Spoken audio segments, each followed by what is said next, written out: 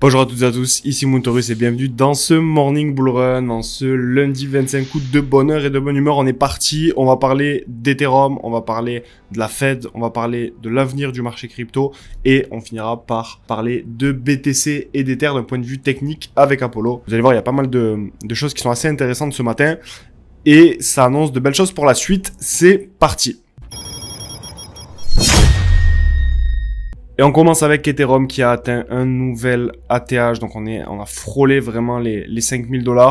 C'est plutôt bon signe, donc là on est sur une expansion assez phénoménale, donc c'est possible qu'on consolide ou qu'on retrace, évidemment Apollo pourra vous présenter ça après. On est sur des niveaux sur Ether qui sont exceptionnels et on s'attend vraiment à une explosion de l'Ether dans les prochaines semaines. On va parler de ça juste après. Concernant justement Ether, vous avez le mois de septembre qui pourrait briser la dynamique actuelle de l'Ether. Donc cet article, il fait un état de fait que historiquement, on aurait un Ether en septembre qui serait baissier. Je suis pas forcément d'accord et c'est pas parce que l'Ether s'est apprécié justement sur les dernières semaines qu'il va obligatoirement corriger et qu'on va avoir en tout cas une grosse correction. Pour moi, ça va dépendre également de ce que fait BTC.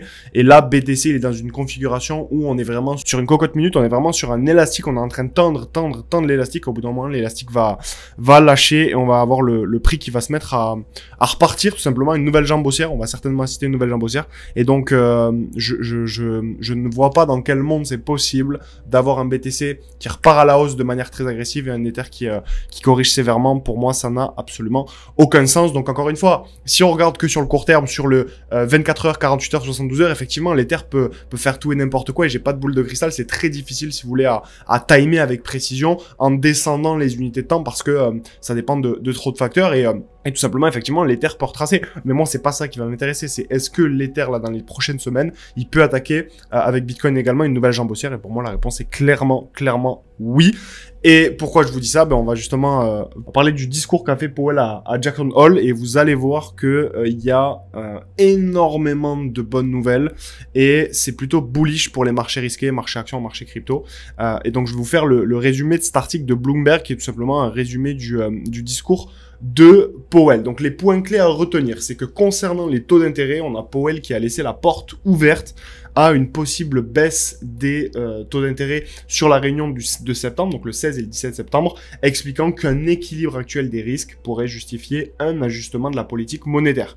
Concernant le marché du travail, donc on a le chômage qui semble stable, mais malgré tout, il observe qu'on a un ralentissement marqué de l'offre et de la demande de main-d'œuvre, ce qui augmente les risques à la baisse pour l'emploi. Concernant l'inflation et les tarifs, Powell considère que les tarifs douaniers entraînent un effet ponctuel, c'est très important, sur les prix, mais que leurs conséquences prendront du temps à se diffuser dans l'économie. Les risques sont donc à la hausse pour l'inflation et à la baisse pour l'emploi. Et la Fed, pour terminer, va parler d'une nouvelle approche qui concerne la Banque centrale, qui va aborder un cadre qui ne vise plus explicitement une inflation moyenne de 2% dans le temps et qui prend désormais ses décisions sur l'emploi en fonction des écarts par rapport au plein emploi. Donc en clair, on a Powell qui reste extrêmement prudent, donc il reconnaît que l'économie est dans un équilibre fragile avec une inflation encore sous pression et un marché du travail qui ralentit.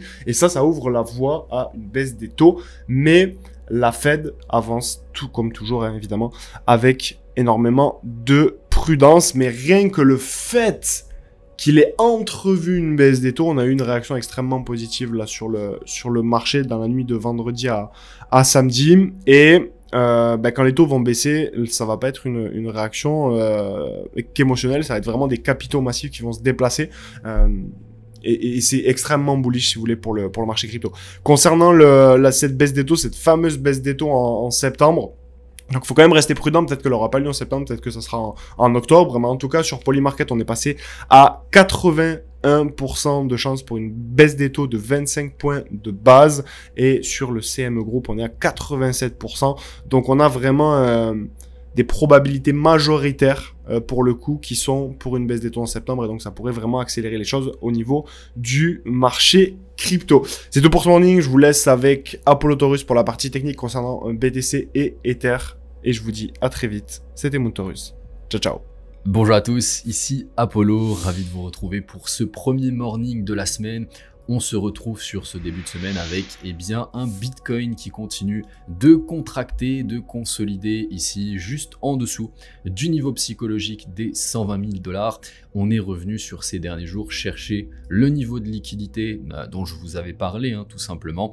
En fait, on retrace à l'intérieur de cette dernière structure haussière et on est venu combler quasiment à 100% la fair value gap, le déséquilibre qu'on avait formé juste ici, et on vient retester le précédent plus haut qui nous sert maintenant de support sur les points bas en fait de cette consolidation.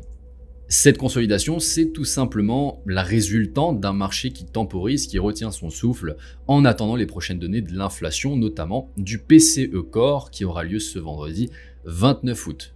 Donc c'est possible de contracter, de continuer de consolider sur les prochains jours en attendant justement ce vendredi qui risque de créer de la volatilité sur le marché. Mais quoi qu'il en soit, on est vraiment dans ce pattern de continuation de tendance haussière et on peut s'attendre à une expansion imminente sur Bitcoin pour continuer ce bull market. Et concernant Ethereum, on peut voir qu'on a un Ether qui continue de pousser et qui est actuellement sur ses ATH. On est venu faire brièvement un nouveau plus haut historique.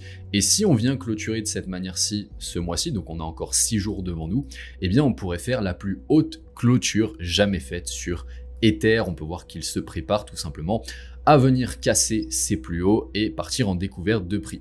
Si on descend sur l'hebdomadaire, on peut constater que la semaine dernière, on est venu faire cette mèche qui est venue retester ici la fair value gap ainsi que en fait les derniers plus hauts, cette ancienne zone de résistance qui nous a servi maintenant de support, et on est venu faire également justement ce nouvel ATH avec cette mèche. On a absorbé la liquidité qui se trouvait ici.